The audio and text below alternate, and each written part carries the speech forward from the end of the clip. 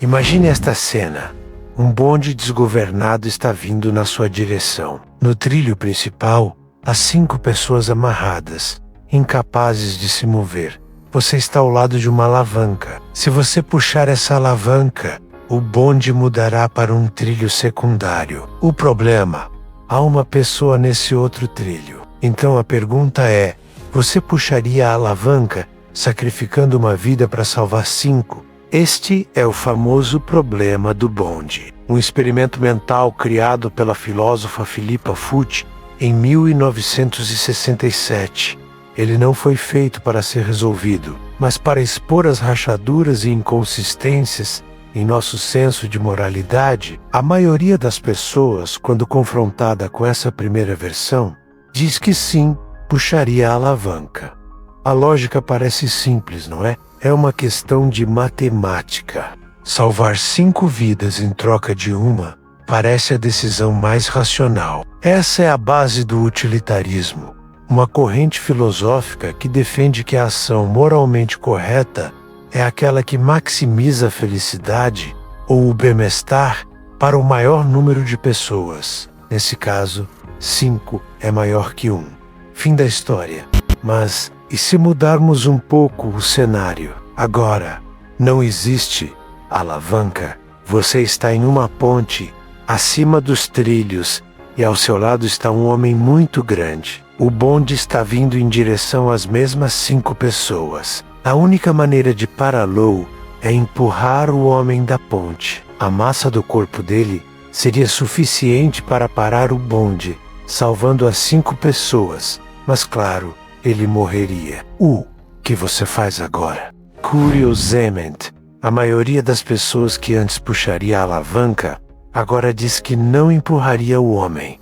Mas por quê? Matematicamente, o resultado é exatamente o mesmo.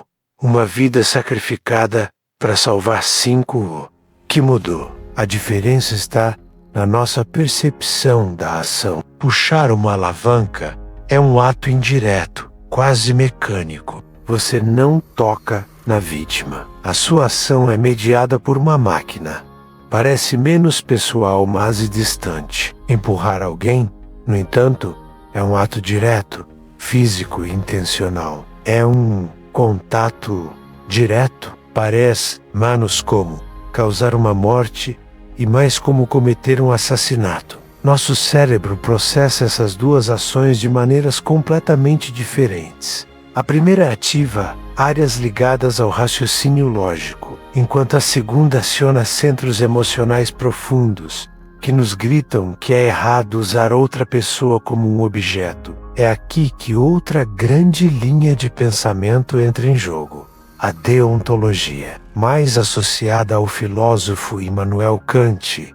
Para Kant, certas ações são intrinsecamente erradas, independentemente de suas consequências. O princípio central dele, o imperativo categórico, afirma que você nunca deve tratar a humanidade, seja em você mesmo ou em outros, apenas como um meio para um fim, mas sempre como um fim em si mesma. Em outras palavras, cada vida humana tem um valor absoluto e uma dignidade que não pode ser calculada ou trocada, mesmo que seja pelo bem maior.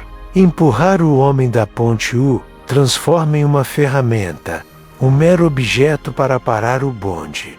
Você o está usando. Para Kant, isso seria moralmente proibido, sem exceções. Mas a vida real raramente é tão simples.